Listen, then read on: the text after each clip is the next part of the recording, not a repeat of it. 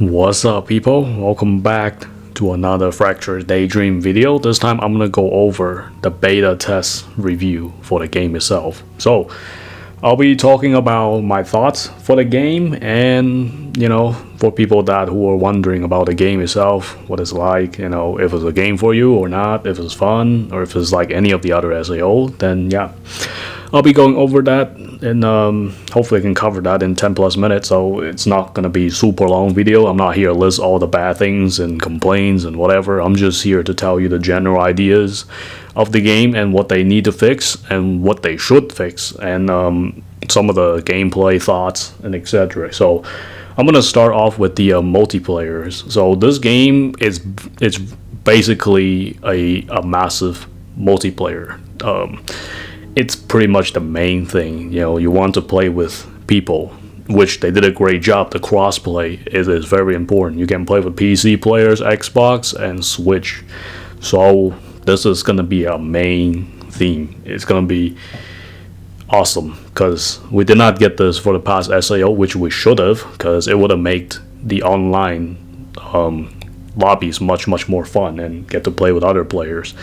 Other than that, what is this game like? It's basically a Fatal Bullet plus Lost Songs plus AW versus SAO. So some of the multiple combined together. It's not just one, but the base game structure wise, they are using Fatal Bullets because they're the one who made Fatal Bullets anyway. So, but the thing is, it's not necessarily you'll be just shooting in the game, but you'll be playing other characters that actually use sword skills and other stuff. You have some characters probably end up being adding in there that uses guns, but it's not gonna be like Fatal Bullet where everything you do is shoot. So you will only have certain characters that are available for that. So that's pretty much it. And for the beta test, only Xenon, she's the only one can use weapon. So other than that, I'm gonna talk about the AIs. The AIs are kind of off scaling, to be honest. They're kind of too stupid, I'm not gonna lie. I mean, that is the word to describe the AIs in the game, in the beta test at least.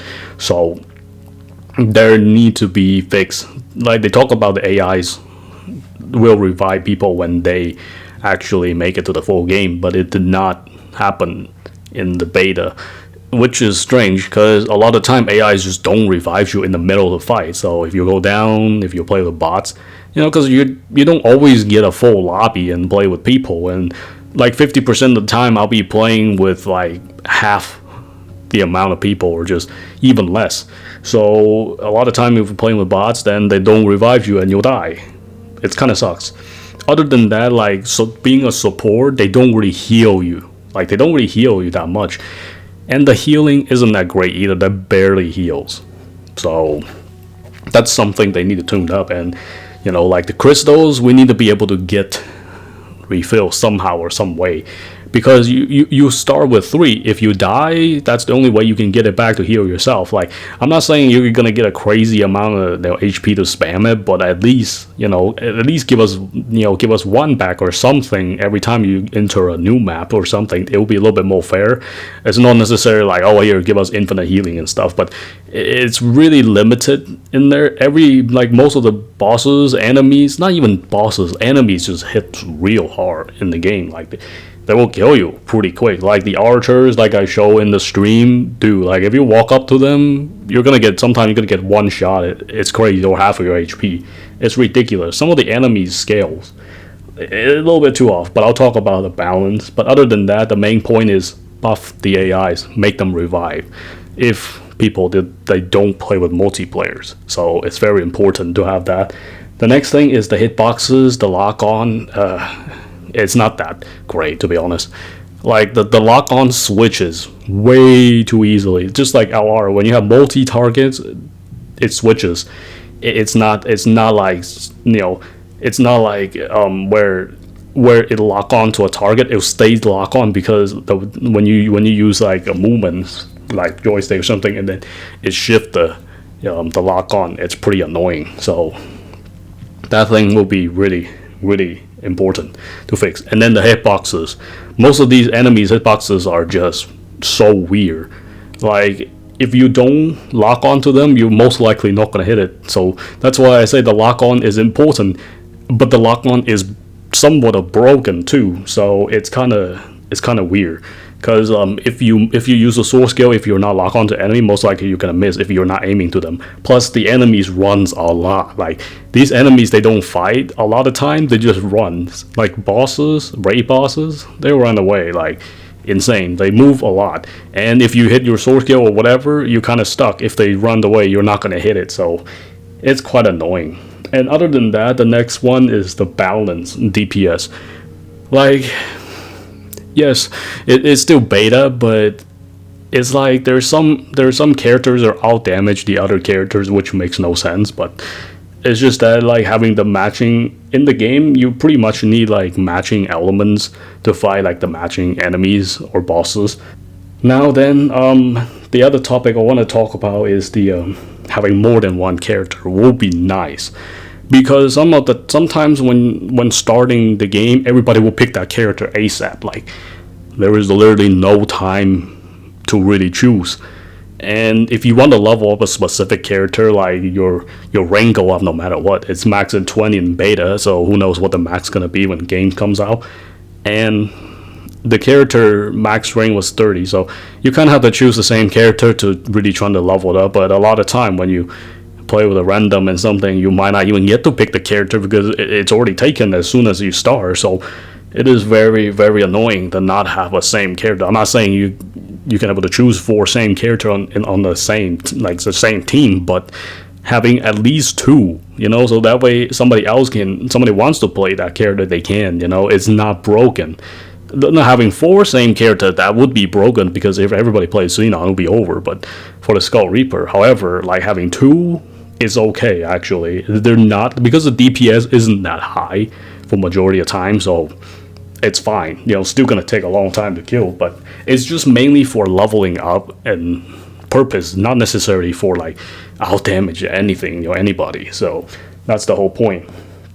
Now the other thing is I want to talk about is the passive stuff that you pick it up from the chests and stuff. You can only choose one. Like, we should be able to choose multiple things, like maybe one or maybe like two or three. Like, there's one for elemental crits, movement speed, like HP regens, all that stuff, but you can only choose one of them, like one passive throughout the entire game. So it makes no sense. You should be able to choose one for DPS, one for like supporting, and one for tank or whatever. That will make it a little bit easier, because you're really limited on what you pick. So for example, most of the time I just pick like movement speed increased by 30%, or just elemental damage, that's it, or elemental weak damage, that's about it. I mean, it's like I want to pick other things, but you're kind of limited just to one passive from the chest. And now let's move on to the other things, like this connection. This connection is gonna be annoying, because you actually take the penalties if you quit the game, you rage quit, or you get disconnect. It's the same thing. The game reads it the same, because technically they will punish people who quit the game in the mid battle, which makes sense. The penalty is 5 minutes. You have to wait for 5 minutes to play again with other people.